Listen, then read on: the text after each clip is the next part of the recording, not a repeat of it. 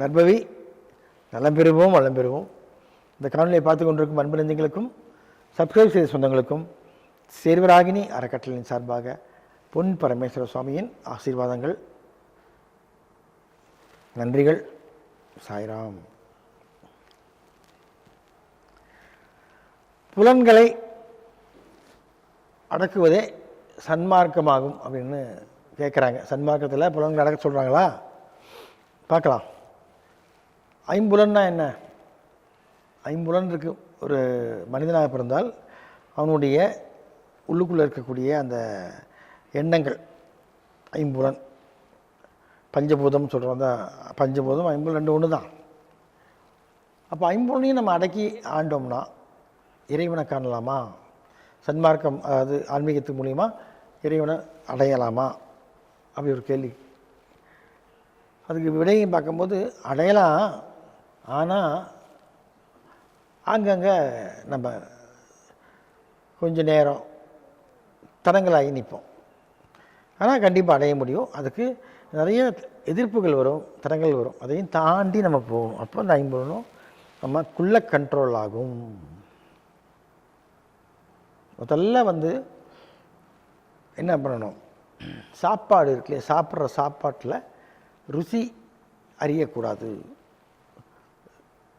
டேஸ்ட்டுக்குன்னே நம்ம அறியக்கூடாது. இந்த டேஸ்ட்டு சாப்பிட்ணும், அந்த சுவையாக இருக்கணும் அப்படின்னு குறை சொல்லக்கூடாது. சாப்பாட்டில் முக்கியமாக என்ன சொல்லக்கூடாது? அதில் உப்பு இல்லைன்னா கூட கொஞ்சம் நம்மளே கேட்டு வாங்கி போட்டு சாப்பிட்டுக்கலாம். இல்லை பரவாயில்ல, தெரியாமல் பண்ணிட்டாங்களா, அப்போ நீங்கள் சத்தமெல்லாம் சாப்பிடுங்க. அந்த சகிப்புத்தன்மைன்னு சொல்லக்கூடிய அந்த விஷயத்தை நம்ம வளர்த்துக்கணும் மனசுக்குள்ளே. அப்போது ருசி பார்க்காமல் நாம் உணவுகளை ஏன்னா உடம்பு வளர்றது, அந்த உடல் உயிர் தங்கிறது தான் இந்த உடல் தேவைப்படுது. இந்த உடலை வளர்க்கத்தான் நம்ம உணவு உண்றோம் இல்லையா? அப்போ அதுக்கு ரொம்பவும் நம்ம சுவையாக சாப்பிடணுங்கிற அவசியமே கிடையாது. வயிறு நிரப்பணும், அதுக்கு உண்டான ஒரு நல்ல உணவு, சுத்தமான உணவு, ஒரு வைட்டமின்ஸ் உள்ள உணவு சாப்பிடுங்க, அவ்வளோதான். அதை விட்டுட்டு இல்லைங்க ரொம்ப டேஸ்ட்டாக சாப்பிடுவாங்க, இப்படி வேணுங்க, அப்படி தான் வேணுங்க, அப்படி வேணுங்க, இப்படி வேணும்னு கேட்காதீங்க. எக்காரணத்தை கொண்டும் எதிராளியின் மனதை நீங்கள் புண்படுத்தாமல் இருந்தாலே உனது வாழ்க்கை சிறப்பாக இருக்கும். ஸோ அப்போது ஃபஸ்ட்டு என்ன பண்ணணும்? ருசி, சுவையை நாம் அறித்தெரிய வேண்டும். அடுத்தது என்ன? விழித்திருக்க வேண்டும். விழித்திருக்க என்ன? தூங்காமல் முடிச்சுட்டே இருக்கணும் அவசியம் இல்லை. என்ன, அரை தூக்கத்துலேயும் உள்ளுக்குள்ளே நம்ம அரை முழிப்பாக இருக்கணும்பாங்க. அதாவது சொல்லுவாங்க இல்லையா, தூங்குற மாதிரி கொஞ்சம் தூக்கம், கோழி தூக்கம். ஆனால் உள்ளுக்குள்ளே நம்ம வெளியே ஞாபகம் இருந்துகிட்டே இருக்கும். டக்குன்னா டக்குன்னு முடிச்சுக்கலாம் அந்த மாதிரி. சரியா? முதல்ல ருசி, அப்புறம் விழிப்பு நிலை. விழிப்பு நிலை அதுதான் முக்கியம். அப்புறம் என்ன? மூணாவது என்ன? நம்ம பேச்சு, நமது பேசக்கூடிய வார்த்தைகளை அளந்து பேச வேண்டும். எல்லாத்துக்கும் மேலே உனக்கு ஒருத்தர் பேசிட்டே இருக்காரு அப்படின்னா, அது பிடிக்கலன்னா அவர்கிட்ட நீங்கள் ஒதுங்கி போகிறது நல்லது.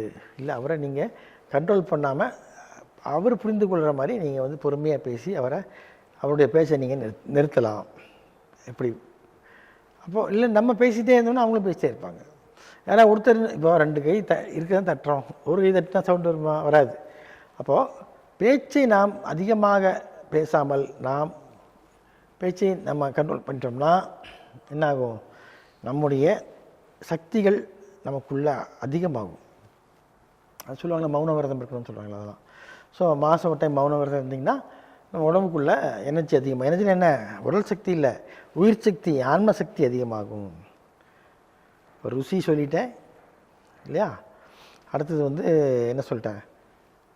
இந்த மாதிரி விஷயங்களில் உணவு இல்லாமல் கொஞ்சம் அமைதியாக இருக்கிறத பற்றி நம்ம பேச்சை குறைக்கணும்னு சொல்லியிருக்கேன். அப்போ அதுலேயே என்ன வந்துடுது? ஒருத்தர் மனசை புண்படுத்தாமல் இருக்கணும்னு வருது. சரிங்களா? அடுத்தது என்ன? சுவையாச்சு. அடுத்தது இதுக்கப்புறம் பார்த்திங்கன்னா நமது கண் பார்வை, எதை பார்த்தாலும் அதை வேணும்னு நினைக்கக்கூடாது, எதை பார்த்தாலும் அது மேலே ஆசைப்படக்கூடாது. ஸோ நம்ம நல்லதை பார்க்கணும். அது தேவை இருந்தால் மட்டும் நாம் அது வேணும் என்று நம்ம நினைக்கணும். ரொம்ப ஆசைப்படக்கூடாது. எனக்கு அது பிடிக்குது, அவ்வளோதான். அது நமக்கு வேணும்னா முயற்சி பண்ணி அதை வாங்கிறதுக்கு ஒரு முயற்சி பண்ணலாம். ரொம்ப பேராசைப்படக்கூடாது. சரிங்களா? அப்போ ஆட்டோமேட்டிக்காக என்ன ஆகும், நமக்கு இது தேவை இருந்தால் உனக்கு அதுவே உனக்கு வந்து சேர்ந்துடும். இப்போ இறைவன் நினைத்தா எல்லாத்தையும் உனக்கு கொடுக்க முடியும். ஆனால் உனக்கு கெப்பாசிட்டி இருக்கா? இப்போ நீ வந்து ஒரு டிரைவர், உனக்கு வந்து சின்ன வண்டி ஓட்ட தெரியும். திடீர்னு உனக்கு பெரிய அந்த என்ன லம்போகினி லக்ஸஸ் கார் உடனே கொண்டு வந்து கொடுத்தா நீ ஓட்ட தெரியுமா? தெரியாது. கற்றுக்கிட்டு ஓட்டுவேன், அவ்வளோதான். அதனால் உனக்கு தேவைக்கு என்னமோ அதுக்கு உண்டான அந்த வாகனத்தை ஆண்டவன் உனக்கு கொடுப்பார். அது மாதிரி மனசுக்குள்ளேயும் உனக்கு தேவையானவற்றை மட்டும் நீ என்ன பண்ணணும், யோசிச்சுட்டே இருக்கணும். அப்புறம் என்ன, கண்ணு பார்க்குறத சொல்லிட்டேன், வாய் பேசுகிறத சொல்லிட்டேன். அடுத்தது மூக்குடைய அந்த மூக்கு வாசனை, சுவாசம். வாசனை என்பது ஒரு சுவாசம். சுவாசத்துக்கு அப்படி சொன்னேன் ஏற்கனவே. அதே போல் அந்த சுவாசக்காற்றில் இருக்கக்கூடிய சில சக்திகளை நாம் உணர வேண்டும். உணர முடியும், எடுத்தோடனே முடியாது. எடுத்தோடனே இப்போ எல்லாமே வந்துடுதா? வரைய படம் நல்லா வரைய முடியும் மாதிரி சுவாசம் கரெக்டாக கவனிச்சுட்டே இருந்தீங்கன்னா அதில் நிறைய விஷயங்கள் உனக்குள்ளே வரும். காற்றிலே தான் உலகமே இருக்கிறது, காற்றில் தான் எல்லாமே இருக்குது. அப்போ அதெல்லாம் நீ உணர வேண்டும். காற்றிலே வரக்கூடிய சுவாசத்தில் அந்த சுவாச காற்றை நீ உணர உணர உணர உணர உணர உனக்கு முக்தி கிடைக்கும். அப்போ எல்லாத்துக்கும் மேலே காது, 2 காதுகள் தான் நம்ம உடம்புக்கு என்னது, வானம், எப்படி ஸ்கை. ஸோ நம்ம காதில் கேட்குற விஷயங்கள் இருக்குது நிறையா. அது மாதிரி காதை நம்ம அடிக்கடி அதை நாம் தொட்டுக்கொண்டு, அது மாதிரி மசாஜ் பண்ணணும். இது மாதிரி அடிக்கடி நம்ம எடுத்து விட்டே இருந்தோம்னா காதில் இருக்கக்கூடிய அனைத்து நரம்புகளும் உடலில் இருக்கக்கூடிய அனைத்து நரம்புகளும் கனெக்ஷன் இருக்குது. அப்போது நம்ம தூக்கம் வராமல் பிரிஸ்க் ஆகிடுவோம். ஸோ காது என்று சொல்லக்கூடிய இந்த மனிதனுடைய உறுப்பு வானத்திற்கு சமமானது. வானமே இல்லை, வானமே எல்லை. ஸோ அப்போ இந்த காதை நம்ம அடிக்கடி நம்ம டச் பண்ணி இழுத்துக்கிட்டே இது மாதிரி பண்ணிட்டே இருந்தோம்னா நமக்கு தெய்வத்தின் அருள் அதிகமாக கிடைக்கும். ஸோ இப்போ 5 வாசலும் திறந்துருச்சுன்னு வைங்களேன், என்ன ஆகும்?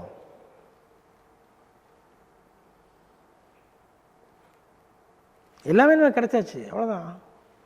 அடுத்து பிறவி இல்லாமல் போயிடும். பிறவி இல்லாமல் இருக்கிறது தானே நம்ம எவ்வளோ கஷ்டப்படுறோம். அது சும்மா மந்திரம் சொல்லி உட்காந்துருந்தாலும் இல்லை கோயிலுக்கு போனாலும் உங்களுக்கு வந்து பிறவி இல்லாமலாம் போகுமா? அப்படிலாம் கிடையாது.